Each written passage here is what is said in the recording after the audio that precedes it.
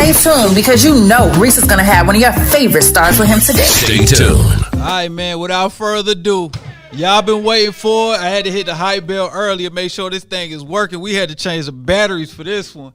Anytime me and this brother hook up, it's always a party. We heard him on the radio this morning. If you locally in Atlanta, you heard him on the radio. You heard him all across different cities. You probably seen him. We got the man, the myth, the legend, Andre Rison in the building.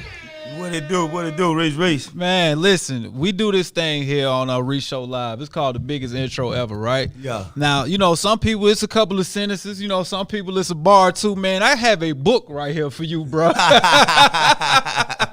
I hope you're ready for your biggest intro ever, man. You ready for that? Let's get it. All right, man, let me go ahead and get myself together, all right? So this is Andre Rison in the building, the biggest intro ever. Oh, man, this man with us today is not only one of the most recognizable personas within the Atlanta professional sports history, but changed football culture and the hip-hop culture within the city and garnered some of the best nicknames of all time. Bad Moon Rising, Spider-Man, and Mr. 50 in 5 seasons. He was part of arguably one of the most talented first-round draft classes ever that included several Hall of Famers and soon-to-be Hall of Famers, including Troy Aikman, Barry Sanders, Derek Thomas, Aaron Metcalf, Steve Atwater, and Deion Coach Prime Sanders now.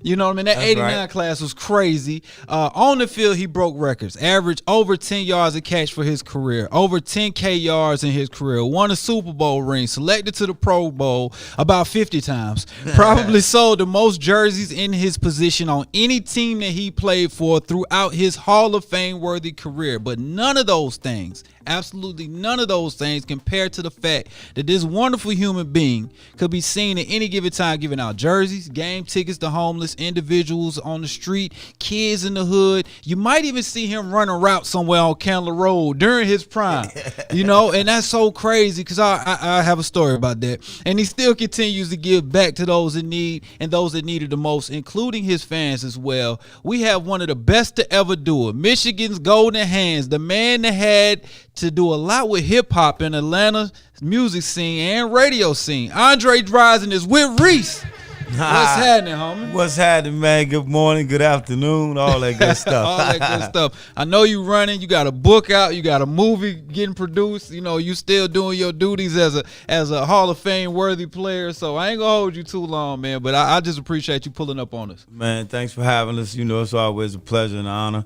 honor. You know, I'm just thankful and grateful, you know, for the Hall of Fame nomination, 22. Also, the book, Andre Rison, Wide Open. Yeah. You know, and that's self-titled and the movie as well. It's called Wide Open, the Andre Rison story. And so it's another opportunity to employ people, too. Yeah. You know, I'm if you know Dre, I'm big into helping people. Always, man. So, like we mentioned, we talked about the music scene. You was one of the people, you know, making sure hip hop got played, even through, you know, pirated channels. This time, you know what I'm saying? Man, the game was so different, you know. Back then, we didn't have the internet and stuff like that, and so a lot of states didn't play rap music, hip hop music in general, and so I did find myself at the forefront. Yeah, dealing with MC Breed, Tupac, DLC, right, Dr. Dre, Ice Cube. You know, those are good friends of mine, and Too Short. You know, and they carried the torch where they came from, and they carried it well. But we had no outlets. No outlets. Yeah. You know, when we started, when we started down here in Atlanta, it was like, okay, that's them the boys from the South. Yeah. You know, them the boys from the South. But you can't hear us though if we can't get on the radio. Right. They ain't gonna play us. Right. You know, and so we would find uncanny ways to create radio spots. You know what I'm saying? Radio stations. You know, independent radio stations. Yeah. You'll be surprised from my talks with Luda, JD, you know, Rico Wade, you know, Dallas Austin. You know, we go back when we had conversations of like looking at buildings, like, you know what, we need to start a radio station right there. So Underground radio, you know. So yeah. We go back, man. But it was all efforts to help all the MCs, all the artists, all the upcoming artists, all the future artists, so that door would be open already. And we had did it in football. Yeah. we became the highest paid ever at our position. Y'all did even more for that, because if you date back to the early 90s, right, and you come to Atlanta, and I feel like you and Deion forced that trade. I ain't gonna say nothing. I feel like that was it. I feel like, you know how LeBron now could force a trade. I feel like you and Deion forced that trade. We kind of lightweight did. It's gonna be in the book. Y'all stay tuned. But man, when you guys hit the city, both of y'all are in the city at the same time. The landscape changed. You got Dominique playing for the Hawks. You got y'all. Vandals was on the rise during that time. And it starts to change the culture. Like I said, you used to hop out, your brand new car's a millionaire, and play football in the streets with kids. And these some of the guys I knew, at that time I was in Atlanta for those few years when you were here before I moved back to Jersey, and it was like, bro, kids was like, bro, Andre Rison was just out here. We was like, no, he wasn't. We out there all day in the park waiting to see if you're going to come back. But it just gave them hope, and it gave them a different type. And then on the other side with the music, you was with everybody. Like, you naming people, but you was really with those guys before hip-hop was a thing that could be on the radio. Y'all was making y'all own way, man. People need to hear those stories. Well, like I said, it's a great movie. It's a great film. Mm-hmm. The book is not like the film. The book is about my upbringing and coming up, and walks of life, faith, a lot of resilient moves, success, and how to reinvent yourself, and stay positive, and also to know. Everybody don't believe in your dream, and so don't let that affect you though. As far as you helping somebody strive in their dreams, and so I just felt it was right time to do the book. I felt it was right time to do the film, and I got giddy when they talked about Meech's film was coming out. I love that. You know what I'm saying? Everybody know my relationship with Big Meech. It's one of my best guys. And love him dearly, him and Southwest T. And I think 50 did a great job on it. The BMF Series and Raising Cain. The whole nine was dope. And I'm proud of that situation. But even with Big Meech, it was like we came from two different walks of life, but the same walks of life. We came from Michigan with ambition to help people. Hustle is a hustle. Making your way through whatever means you got. We got limited access. I never forget I gave an award out. I hate saying but we gave an award out. Vander Holyfield and I, and that's the first time we had met. And it was a humbling experience because he's the heavyweight world champion. Right. But he in Atlanta. Deion Sanders in Atlanta. Probably the greatest defensive back to ever play the game. One of the greatest football players to play the game. Right. Andre Rison in Atlanta. Right. One of the best receivers that ever played the game. Let's say that. He's not gonna say that. We're gonna say that. We know he changes the field when he gets on. With Dominique Wilkins. Right. In Atlanta. David Justice in the Braves. Right. And congratulations to the Braves on the world title too. Shout out to them. Because I love me some Braves, and it was just a lot going on. But one thing that stood out more than any to me was the nightlife and the passion for entertainment, music, films, and now you're starting to see more of the film side of Atlanta, thanks to a lot of people that came here to help, on that side. But the music had always been here. I had already heard so many dope artists singing outside clubs, from 112 to 6ix9ine them, all the way to Goody Mob them rapping, to Outkast blowing up, to Usher blowing up, to Monica blowing up, and Dallas and them doing the music. Rico, Dungeon Family doing the music. All that's dope to me when I go away. JD got JD going, the Brat now. Everybody else. JD had everybody else. And so when I go away from Atlanta, I represent that. You definitely did. And I represent that. We felt like you was a Falcon for life. You went away to get the ring. You know what I mean? But you can't. We still felt like it was part of us. So when you did get the ring, right? I know you was interconnected. And then you talking about mid-90s. This is like right before the BMF crazy in Atlanta, but they were still doing numbers here, right? For sure. You hit the ring. Did the trophy make it to Magic City at some point? It made it to Magic City, man. Exclusively right here. Magic, Magic personally is my big brother. Always been. He gave me open arms. In the city, and I'm always thankful and grateful for him. But it was funny, man. I won the Super Bowl. We won the Super Bowl. Yeah. And they put the trophy in my hand. The first thing I said was, ATL. I love it. Hit the high bell for that. You still living it. I mean, bro, you were entrenched in the culture here, bro. Like, it's no getting around it. You went to other teams, but we still feel like we owned you. You know what I mean? You know what? It's funny because it's like that. It's like that. Yeah. And my wife and I, we joke. And we talk, and she's like, well, you got to pick a team to go in the Hall of Fame, man. So I said, man, we going in as a, He going to be a Green Bay Falcon. Green Bay Falcon. Right. Hey. That's crazy. You got Brett Favre, you got Dre Rison, you know what I'm saying? The Green Bay Falcon, you know, but it's just awesome, man. The tour has been awesome, the book tour, this Hall of Fame tour, and, you know, shouts out to you, too. Appreciate it. You know, I watched you grow, too, in this business, in this facet, and so much shouts out to you too. Man, I appreciate it. Right now we got Andre Rison for those listening in on the radio. If you just tuning in, man, the Hall of Fame bound Andre Rison. We also have on the live stream, man, this book. We got this book sitting right here, and it's called Wide Open.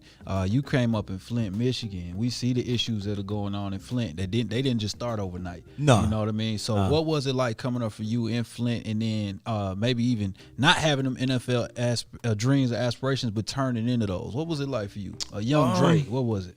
It was weird, man, because General Motors was in Flint, and so it was a little different households compared to now, because General Motors is gone. Yeah, and so it was opportunities. It was way more opportunities because you had 2 and 3 people living in one household working in the shop. Yeah, so money was coming in. Unfortunately, my mom didn't work in the shop, and I was the oldest. So I had a young brother, young sister, and so you know it was tight times and rough times, but. We had a big family, so we took care of each other as the village, you know, the village template. But now, compared to then, man, it's a disaster. Yeah. I mean, if you count not just the water itself. Me being a high school coach at the time, back in Flint, Michigan, I served a lot of Gatorade, drank a lot of that water myself. I served a lot of Gatorade to the players.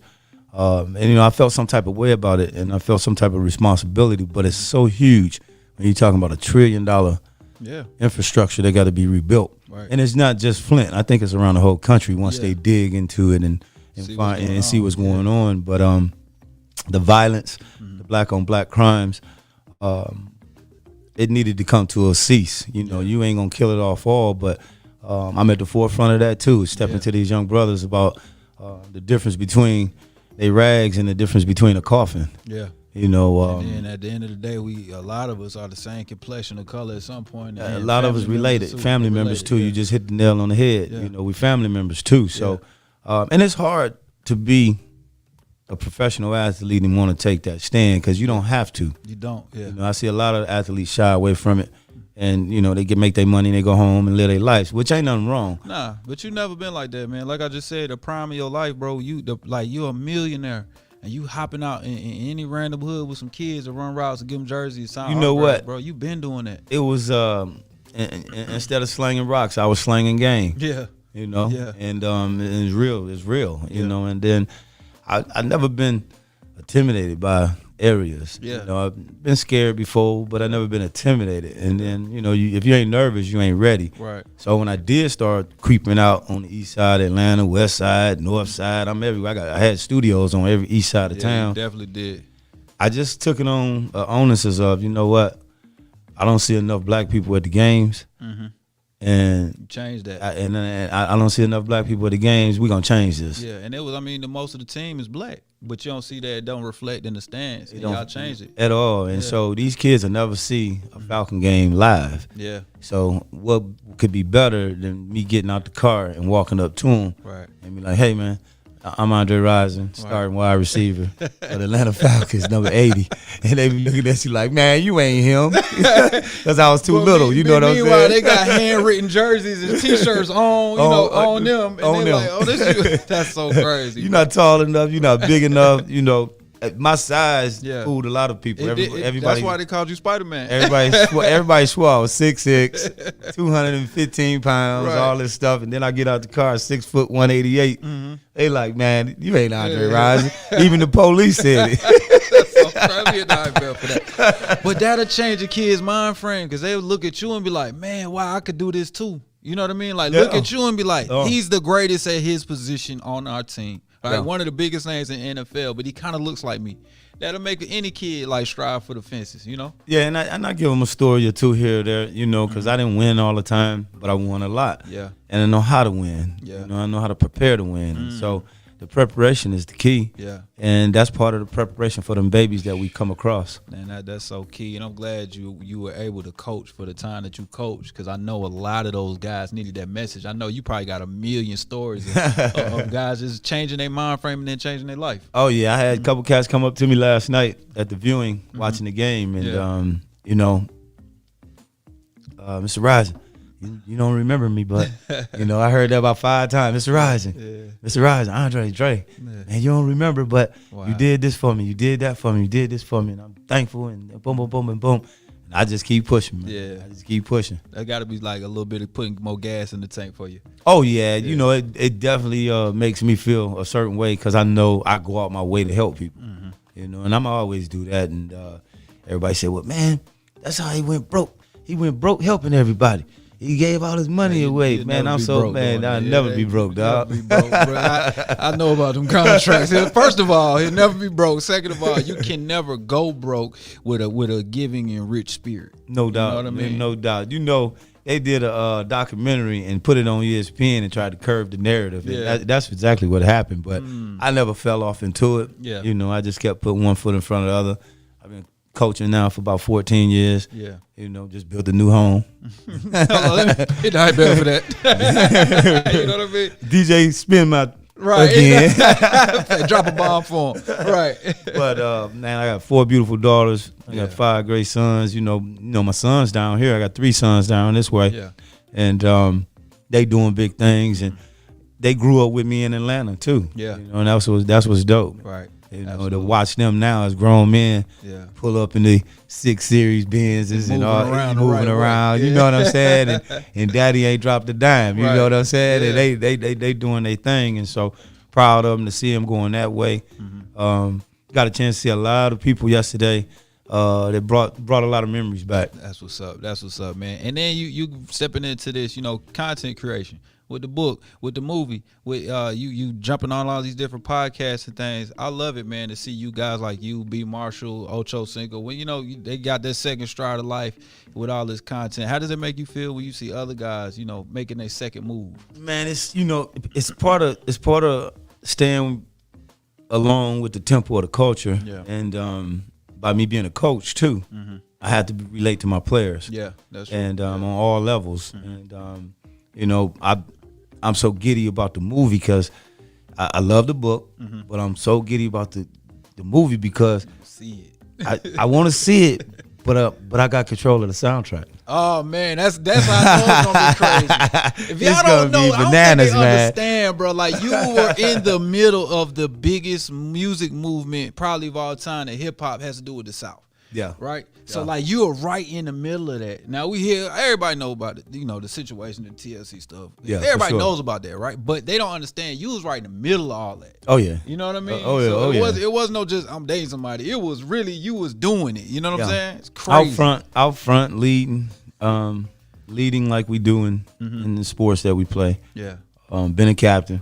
Gonna always be a captain of this ship. Right. And, I just felt, you know, if no one was going to take the lead in our city, as far as hip hop was concerned, as far as the entertainment was concerned, about helping our underground artists, helping our unheard artists, right, I was going to do it. And so I went out, I bought, we bought studio time at every major studio in Atlanta to make the major labels pay attention. Yeah. They couldn't get in to record.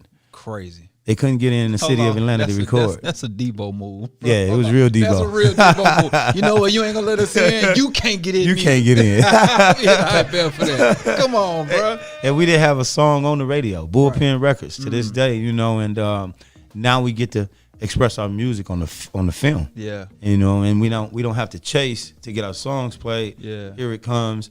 My dream wish is to hit the ball rolling like Above the Rim. Yeah, yeah. The Above the Rim soundtrack. I got that sitting right next to me. I got it sitting right next to me as my template to stick to. Gotcha. We just raised the money and looking for even more funding for the film because I want that soundtrack budget to be outstanding because I want to be able to bring in certain artists to bring that certain 90s all the way to the 2000 flavor. Right. The actual people. Yeah, you know? Okay. That's going to be a instant classic. Mary J. Blige, you hear me calling. Yeah. I feel you. Faith, you hear me calling. Pick up. What 112, you hear me calling. Right. Pick up. Pick up ASAP because we need this thing put together. You already know it. Outkast, you hear me calling. Right, man. You know, so we Silk. You know, them my babies, John, them, and all them boys. G, hit the line, man. Let's go. Hit the line, man. Hit the line. We got checks. Right, we got checks. Right. I love it, man. We got Andre Rison right now. We talking about Wide Open, the book and the movie. You said the book is going to be talking about the upbringing. I don't want you to give too much away because I want people to read the book. Read the book, man. And then this film is coming out. I love that you're bringing this story out because you got this BMF series, right? You got these different series that are hitting pivotal points of the culture and showing those backstories, and people need to see them. And I know y'all was homies, y'all friends, even though you're from different parts of the same place. You know what I'm saying? Y'all both still from friends. Michigan. Right, exactly. So tell me about will we see any of that crossover, anything? Is this okay. Oh yeah. Okay. Oh yeah. You'll see the first time me and Big Meech met. Okay. Yeah, for sure. I like it. And you'll also see us in the club mingling. Yeah. You know, doing our thing. Right. And like I said, man, I'm part of the family, so yeah, and they part of my family, so right. It is what it is. And I just love that you writing your own narratives. I like that everybody is able to speak their own truth now, because like you said, ESPN took a story and twisted it, right? Yeah, and for just sure. Whatever they wanted to put out, that's what they put out. That's what they put out. But now you get to speak your truth, and I love that. Yeah. All these athletes, artists, they got social media. Yeah. You're able to make a film. Well, you know what's dope? We started a publishing company. We started our own publishing company, Lights On Publishing. Okay. And so now we'll be able to come back and hopefully do the next books that's in line, whether it's Michael Vick, Allen Iverson. We need all those. down. And also turn those books into feature films. We need and that. That's the whole plan. Yeah. For Lights On Publishing. Okay, I like that. Y'all, let me hit the hype bell for that. I can't wait. Those 3 stories I need to see yesterday. You know, so we need to bring those back. And then there was other things that happened during your life that the news or media took, and then we at that time didn't have the athletes or artists didn't have any outlets. Yeah. So you got the story with they tried to paint between you and Deion, and when you got up out of there. And somebody just tapped in and talk about you a chief for life. Kansas City yeah, we chiefing for life. That's all right. Shout out to AB. You got half of it down. But you know you get to tell your real size of the story with these. You get to talk about what happened with Left Eye. Everybody want me to ask about the fire. I'm not asking about the fire. This is my homie. We gonna talk. You know, but you get to tell your part of the story, man. How does that make you feel just to be able to get that out? It's cool because, you know, I got younger kids. My daughters, you know, they get to hear it from their dad. Right. They're old enough now to see news. To like, Dad, I get these questions. Dad, are you rich? Dad, are you famous? Dad, are you know? YouTube them catches. Dad, are you a gangster? Dad, are you a football player? You know, I get all that stuff. And so it's cool, man, because they get to hear it now from Dad, but they also are gonna get a chance to see the film and also see that too. Yeah. They know Left Eye. They know who she was and you know what she meant to our culture, what she meant to music. I mean, it's one of the biggest parts. She was probably one of the biggest names in female hip hop, you know, for a good time. And then I was like the Jay-Z and Beyonce at that time. You know, so everybody knew about Dre and Left Eye. Without question. And then my man Primetime. Yeah. You know, we talk all the time, and so you know, I'm real proud of him. We both grew, you know, and both matured. And so we both went into coaching and devoted our time to our families. And we always did that. Yeah. But once you become so, quote unquote, famous, it's hard to live a regular life without being monitored and scrutinized. And so when the fight broke out really just on some simple, you stuck me in my eye, I got to get you back type stuff, you know, some old kid stuff. But And that happened. It was from a practice, right? No, it was in the game. It was actually in the game, and I thought it might have been some carryover because like you number one, he number one. It's X's and Z's. You know what I'm saying? We know what we talking that's to my right guy, now. man. That's my guy. You know, I was mad because he had left Atlanta, right? And you know, I was hurt because he left Atlanta, and I wanted to win a Super Bowl here in Atlanta, and I wanted to make Atlanta a dominant team, right? A consistent dominant team, and I gave my all to Atlanta. Yeah. And that's why I don't understand why, you know, we ain't in the Ring of Honor. We need a Ring of Honor, Ring of Fame, all of that. The Walk of Fame. We need everything. We need a statue. Come on, man. We got to catch up. Come on, Mr. I gave this city my whole life. You know what I'm saying? Bro, you really did. You know, he was part of it. Yeah. You know, and he's always been a good friend, always been a great friend, and always been my brother. I just was upset that he had left the A. Yeah. As you should be. Everybody would be upset if he went to a better team at the time. He went to, you know, our nemesis at that. He went to the 49ers. Right. You know, we played them twice a year. He know how much I dislike the 49ers. He know how much I dislike Jerry Rice. Right. All that stuff. And so a play just broke out, man, and he was the best at quick jamming. Yeah. And I got a rule: if you quick jam me to my face, we gonna fight. Yeah. So that's exactly what happened. I love it with the flashback. I seen a glimmer in his eye come back too. We needed you this weekend, by the way. Man, I'm so upset, man. And then Matty Ice, Matt Ryan walked off limping, and man. We don't have Ridley. We ain't got 18. I love me some 18, man. Yeah, buddy. 18. If you out there, just Dre Rison, Bad Moon talking, man. If you need to talk to somebody, you can always dial me up, hit me up, man. You can get at me in my DM on Andre Rison Official, you know, on Instagram, or get at me on my digits, man. Get at me if you need somebody to talk to. You know, I love your game, man. Love your style, but the city of the A, you know, we got to see you on the field, man. We need you on the field, baby. Right, prayers for you. Prayers for him, man. Go ahead and tap and tag him on his post, man. Let him know Dre, he reaching out to you. Because you could tell him, like, firsthand, it's hard for us as spectators or fans of people that haven't really played to understand all the psyche that y'all got to deal with. And you see more players taking control of their mental health, man. Talk to me about that. It's funny. Deion and I were already doing it. But it was abnormal. Yeah. It was lightweight, unaccepted, because it wasn't already melodic. Yeah. It wasn't like, okay, you do this, like a combine. You take your clothes off and you run for us, you jump for us. Yeah. We were always on something different. But we were professionals, and we went to work, and we did our job and did it well. But we had our own ambition as far as our mental makeup. Yeah. You know, Deion created Deion, prime time. You know what I'm saying?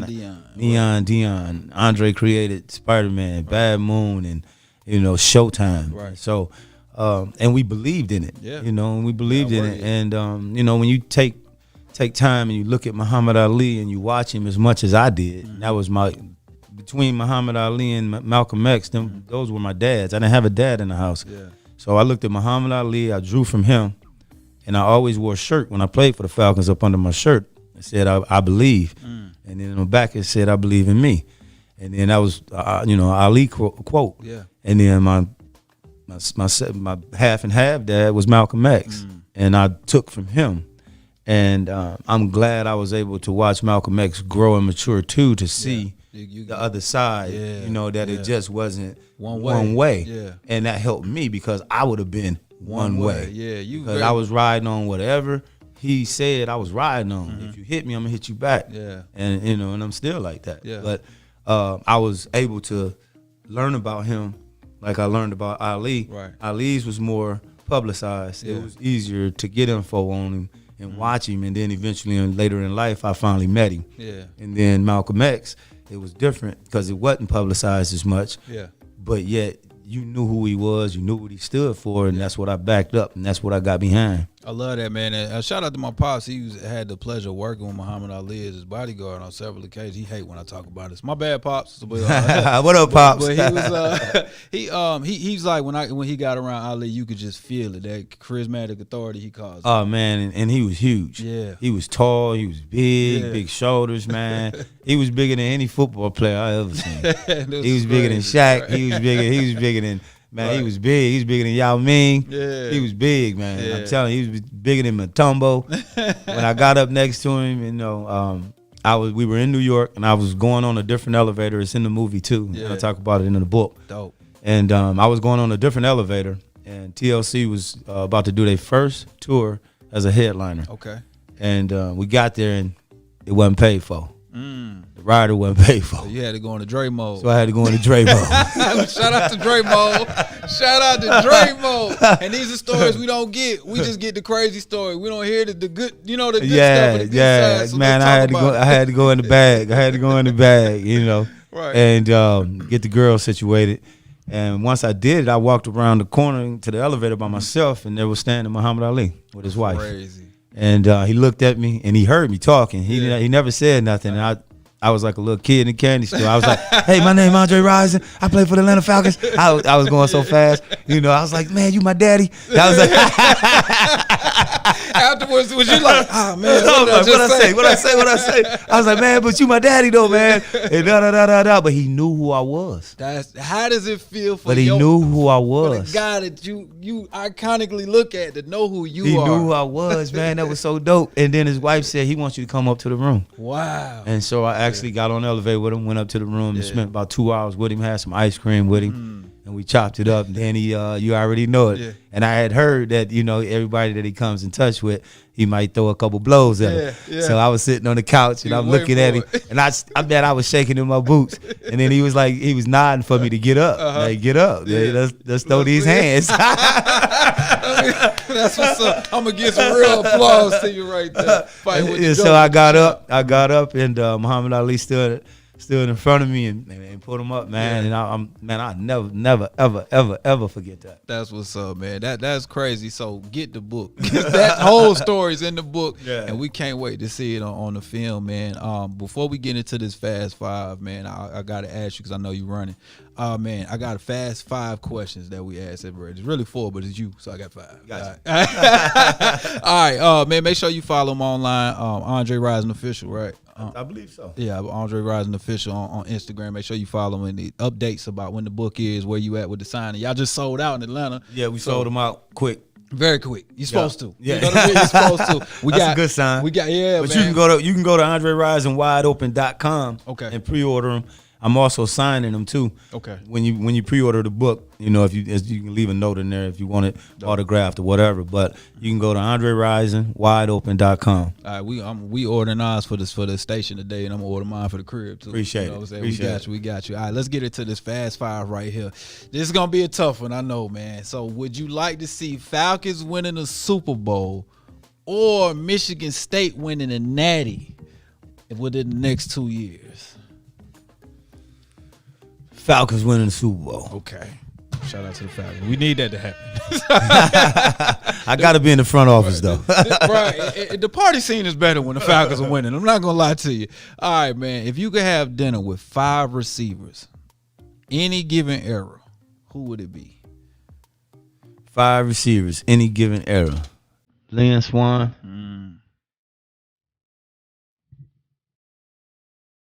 Calvin Johnson. Okay.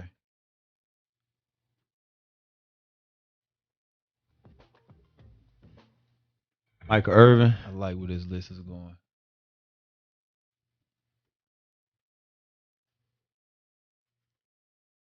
Antonio Brown. Okay. AB. Got one more. This is a tough Randy list. Moss. Randy Moss. I like it, man. I believe everybody on that list wore 80 in the 80s. Their numbers was in the 80s. You cheated. All right, man. That's a dope list, though. That's a crazy list, bro. We posting that list. All right, talk to me about this.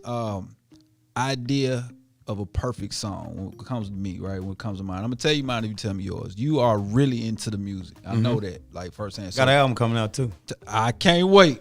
I've been on you, and I'll show you my text chain. I've been hearing Roy Jones like, bro, drop the song. I'm gonna drop it. I'm gonna send it to you. All right, bet. We doing that. Y'all heard it here first. You gonna send it to me. I'll be waiting on it. Your idea of the perfect song. What is a perfect song? What song pops in your head when I say the perfect song?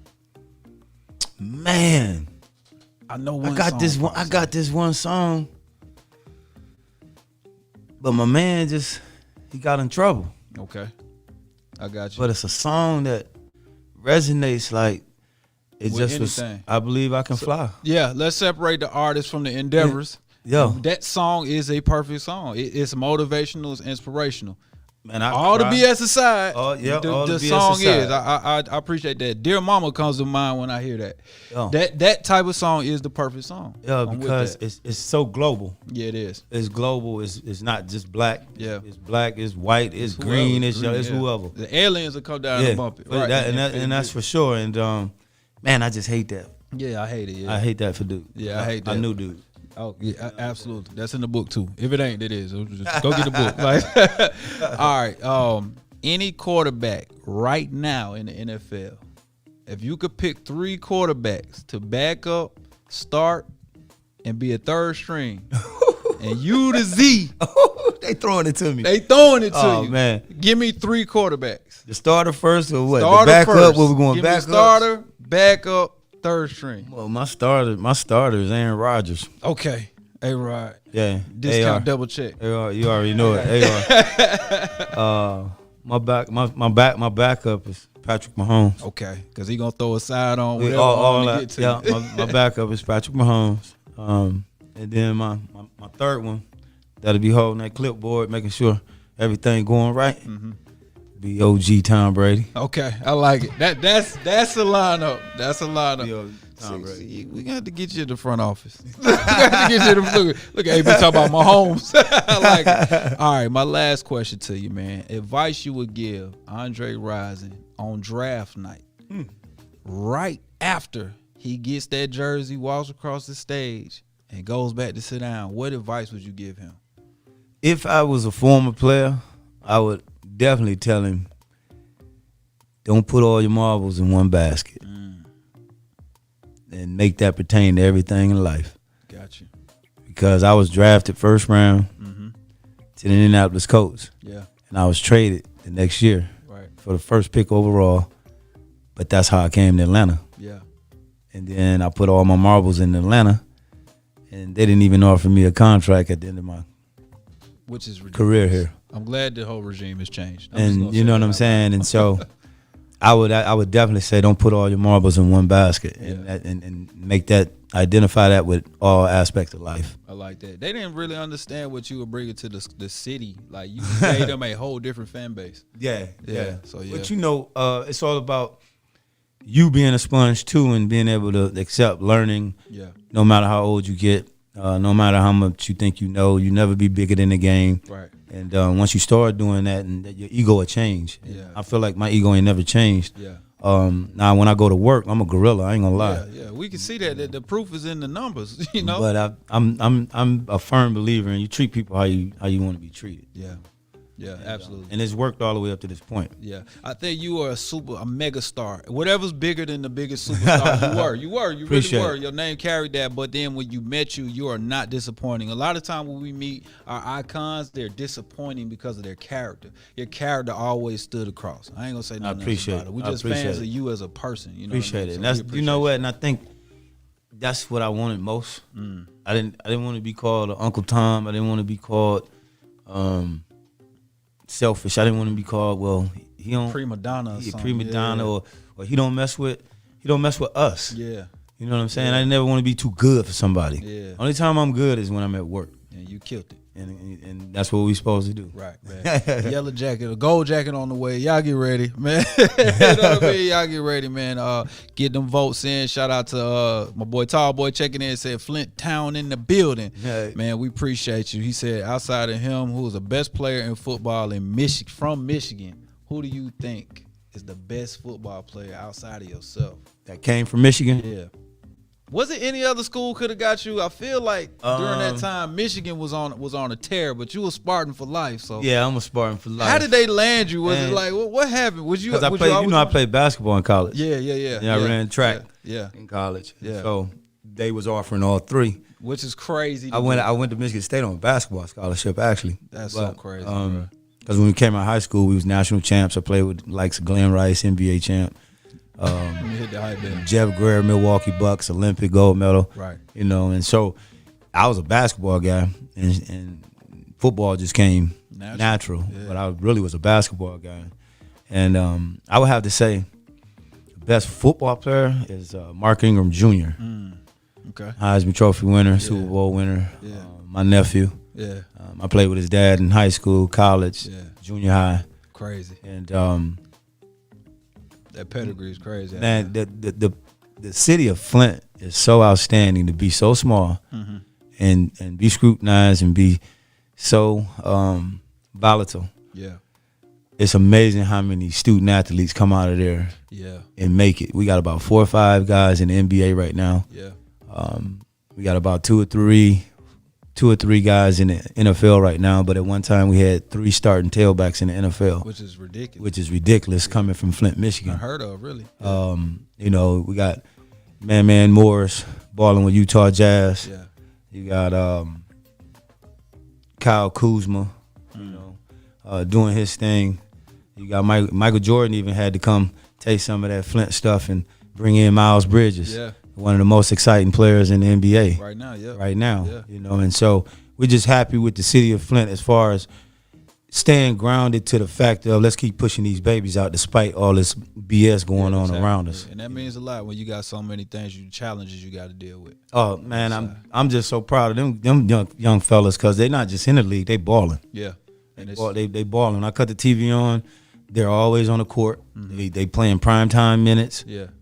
They coming down the court making passes, they hitting shots, they dunking. Yeah. And I'm just proud of it, man. I love it, man. Y'all appreciate you coming through once again. You guys, I know everybody on here, they checking in, they showing you love. On the chat, the live chat. I can't read all these comments. They're flooding them right now. Shouts out to my baby too, Steve Smith, one of the greatest, if not the greatest, Atlanta Hawk. I know we got Dominique Wilkins, but Steve Smith was a monster. And Michigan State too. Michigan State. We played together in college, actually. No, that's what's up. Smitty with the little half spin move. Yeah, I'm using that right now in my old man league. It still works though.